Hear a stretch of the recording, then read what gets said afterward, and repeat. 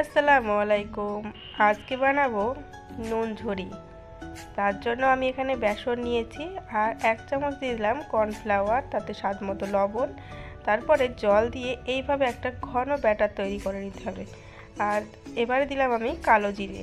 কালো জিরে দিলে কি হয়, কালো জিরেটা যখন খেতে খেতে মুখে পড়ে না, তখন খুব ভালো লাগে, মানে ভালো লাগে এক কথায়। যাই হোক, তারপরে কালো জিরে দিয়ে এইরকম একটা ঘন ব্যাটার তৈরি করে নিতে হবে। তারপর আমি এখানে বোতল নিয়েছি, এই যে এগুলো হচ্ছে সসের বোতল। তো এই বোতলের মধ্যে আমি ব্যাটারটাকে নিয়ে নিয়েছি। তারপরে এইরকম, তো প্রথমটা যখন হয় তখন আমি এতটাই খুশি হই যে মানে মাটিতে আমার পা দেয় না, এরকম একটা ব্যাপার হয়েছিল। তারপরে দ্বিতীয়গুলো যখন করতে যাই কোনো মতেই হয় না, কেন জানি না, কিসের জন্য এরকম হচ্ছিল আমি সেটাও বুঝতে পারছিলাম না।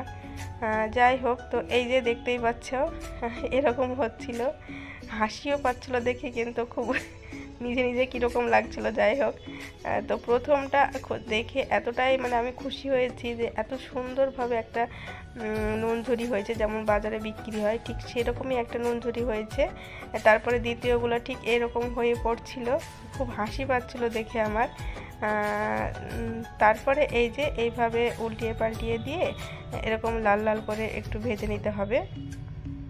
ভেজে নেওয়া হয়ে গেলে এই যে কাঠিগুলো দেখছো, এগুলো আমি না বাড়িতেই তৈরি করেছি, বাঁশের কাঠি এগুলো। তো এই কাঠিগুলো দিয়ে এরকমভাবে তেল ঝরিয়ে নিয়ে তুলে নিলাম। তারপরে দ্বিতীয়বার সেম একই পদ্ধতিতে সবগুলোই ভেজে নিলাম। ভেজে নেওয়া হয়ে গেলে ওর মধ্যে দিয়ে দিলাম বিট লবণ। আর এই যে দেখছো না এইভাবে নড়ছে, তো আমি হাতে ফোনটা নিয়ে ভিডিওটা করছিলাম। তো আব্বু আসলো, আব্বুকে বললাম আপনি একটু ফোনটা ধরেন, আমি এগুলো দিই। তো ধরে আব্বু ধরে আছে, আমি এই যে বিট লবণ আর দিয়ে দিলাম চাট মশলা। যাই হোক, খেতে কিন্তু অনেক মজা ছিল, ব্যাকা হোক টেরা হোক, তবুও কিন্তু খেতে অনেক মজা ছিল। তোমরা বাড়িতে একবার ট্রাই করে দেখতে পারো।